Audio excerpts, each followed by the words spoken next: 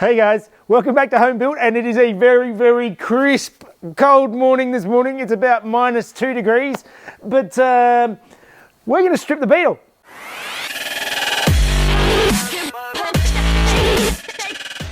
So it's finally gotten to the stage where there is not much more I can do to the Beetle while it's still on the road. So now it's a matter of stripping the whole thing back and getting it ready for paint. So hopefully the next time it gets on the road, it's going to look a lot prettier than it does now, because it's starting to look pretty shabby. Well, let's start pulling it apart.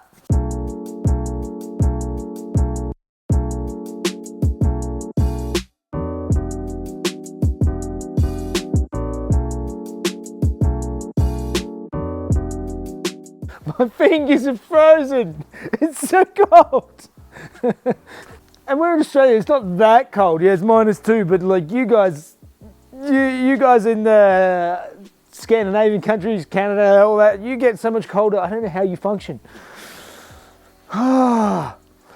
Anyway, it's coming together slowly. I'm just going to strip everything down, get everything off the car so that we can paint, and most of this stuff is being replaced anyway. I have all the new stuff in these boxes that got delivered a little while ago, so it's just a matter of working through it, but it's so cold. My fingers are frozen.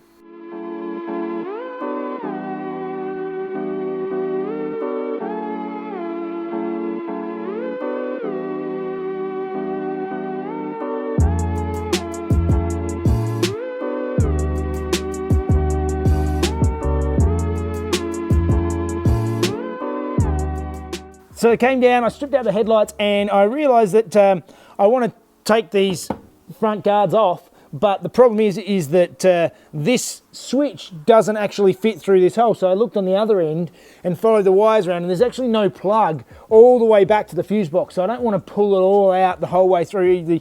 The only way to do it is actually get a little tiny screwdriver in here and pop these terminals out of this plastic plug, so then I can fit the wires back out through the hole. So I'm going to have to make sure I connect these back up again later. So that's the first little hurdle that I found, but not too drastic. So let's keep going, keep stripping it all down.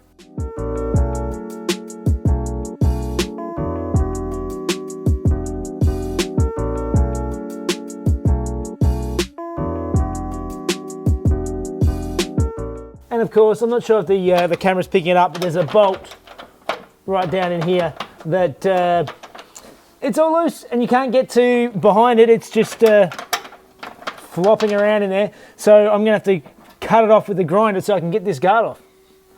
More fun.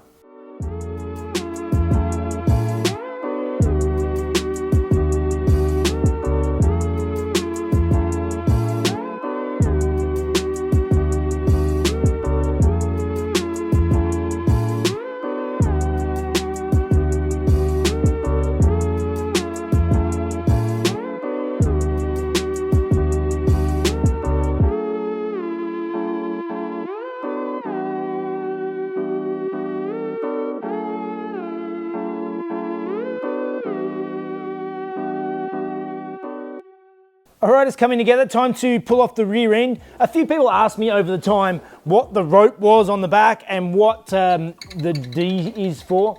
A lot of you probably guessed the D is, I understand, is Deutschland, Germany. So somebody thought that was a nice piece of decoration. I don't know, I'll probably put it back on again. The rope is actually, I originally thought it was covering up some dents on the bumper and some damage, but it's actually clean under there. Apparently that is supposed to be a rat rod tow rope. I don't know what it would actually tow. Maybe someone on a skateboard, because it's a pretty ratty looking rope, and I don't think it'll actually, I think it'd snap if you try to pull anything with it. But anyway, time to pull all this rear end off. Everything's getting painted in parts so that it's all nice and neat and tidy. So let's keep stripping.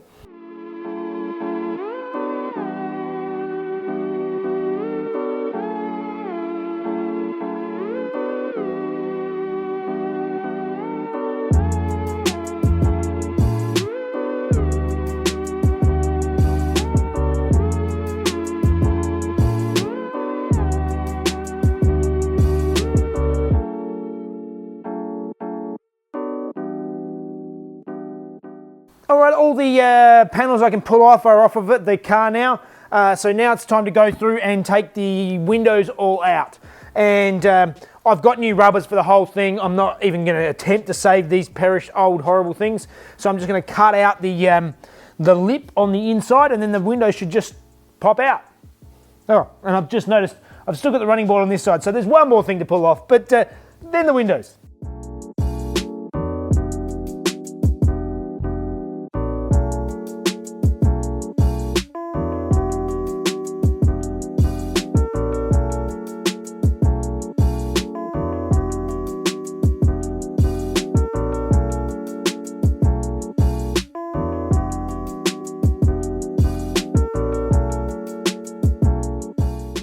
That was a lot harder than it should have been. Somebody's siliconed it in, probably to stop it leaking at some stage because the rubber seals are just so bad.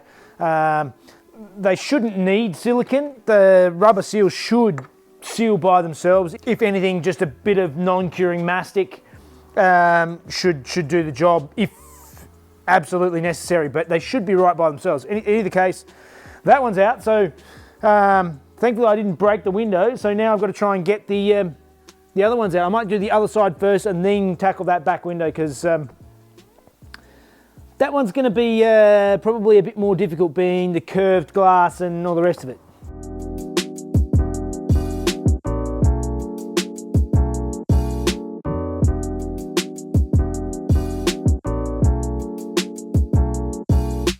Okay, now I know what I'm doing. This window came out much easier than the other side.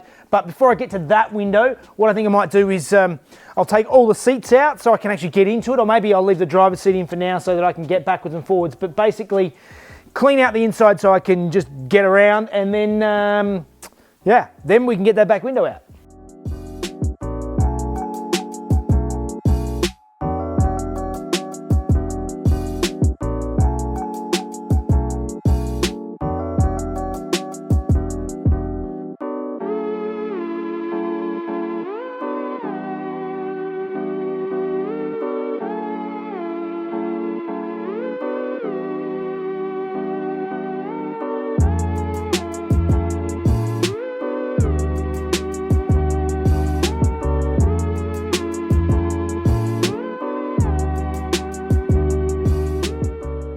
All right, now it's time to start stripping out the rest of the parts to paint. So the aim of the game is I'm going to respray the dash. Because I'm changing the colour, I need to paint the inside of the door trims and the dash and up to here on the A-pillars. Now, it already has a headliner in it, which is in good condition. I don't want to go through the headache of pulling it all out. So call it bodgy, but I'm going to mask it up around the edge of the headliner. So I'll get the paint up into the edges up here, but I'm not going to pull it all down. Again, it's a rolling resto. This is not a full bare metal respray. This is just I'm fixing this car up, getting rid of the rust, getting it a good restoration, but not a definitely not a bare metal resto. So all right, let's keep going. Let's get the bulk of the front of this carpet out, and that means I can do this, and then I've got to also pull out all the rest of this dash.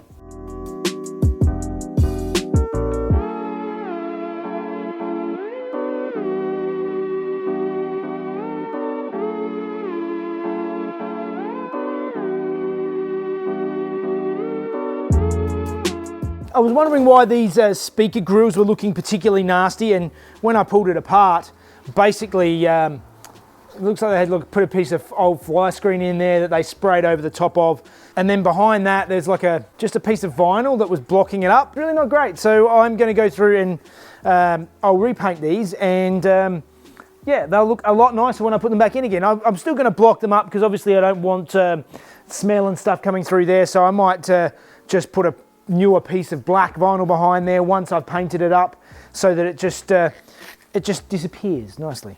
But all right, moving on.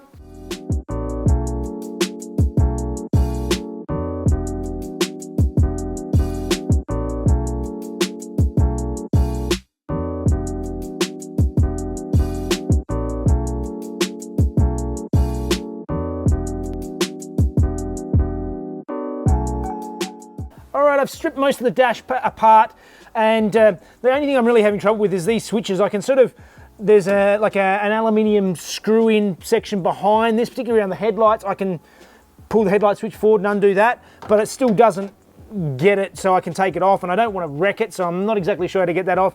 And these are really tight, but at least the switches I've managed to sort of just pop off, and I can mask around that. It's not the ideal, but I just don't want to break them. They're so flimsy, so they can probably stay in there for now. It's not going to hurt. The rest of it's pretty much stripped back. I'm going to unbolt the steering wheel and lower that down and take the steering wheel off when I actually paint it, but for now I'm going to leave it on so that I can move the car around. So let's see how much of this stuff I can get cleaned up before Mrs. Jeff gets home. Okay, so now we move over onto the doors, and as far as these go, I've got all new door panels, I've got all new rubbers and everything, so all the rubbers and everything can come out. It's just a matter of stripping them down. I want to probably take this quarter window out. This window I might try and just wind it down and then mask it up so that I don't get any overspray on it, but let's start stripping.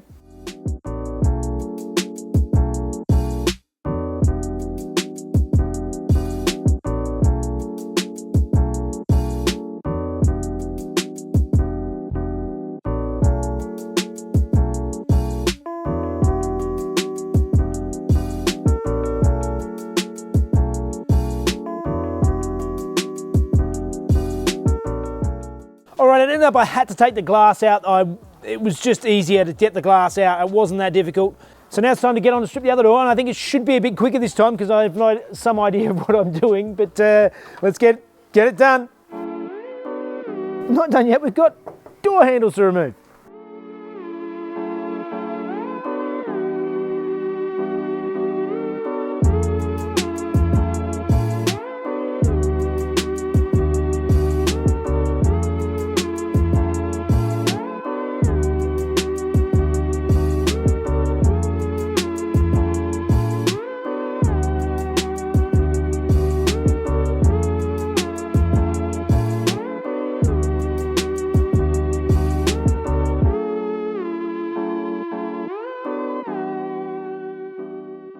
All right, we have a Beetle that is completely stripped down. There is not much left on it. It's looking good, but that means that next week I can actually start getting into getting it finally ready for paint, final prep, and get the whole body ready, and hopefully get a coat of high fill primer over the whole body, at least to start with, and then I'm gonna have to tackle all the panels. There are quite a few panels over here.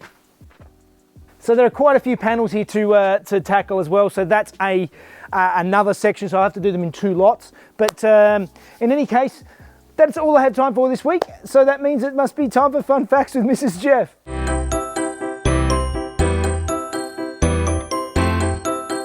Hey guys, those of you following the Datsun build know that we have been covering Paul Newman's racing career with Nissan and Datsun. Did you know Paul Newman also owned a Beetle? He bought a red convertible Volkswagen in 1963 and he posed with it for ads for Volkswagen. Not long after that, he sent the car up to legendary race car builder Jerry Eisert. The result was a 300 horsepower mid-engine beast of a car. Basically, the original chassis was discarded along with the pedestrian 40 horsepower drivetrain, and then the rest of the body was placed on a mid-engine race car chassis. The new power plant was a 351 Ford Racing V8 that sent its power through a ZF transaxle, originally intended for cars like the GT40. Once completed, Newman raced the car for a few years on Indy circuits before donating it to a local college. All right, we have a very naked looking Beetle now, but it's getting ready for paint. It's on its last legs before it's all done, and I can move on. Should be great. Yes. In any case, if you want to help the channel out, go to our store and you can buy some stylish apparel for men and women, as modelled by Jeff. Yeah. And as always, please like and subscribe to the channel. That really helps us out. And you can also follow us on Facebook and Instagram. All right. See Bye, you guys. What's a drivetrain? Okay, I don't need just stop. Don't anymore. On a mid-engine drive pallet. Race car chassis. Oh my god, I was so close. So close. I'll do it smoother. V8 that sent its power through a ZF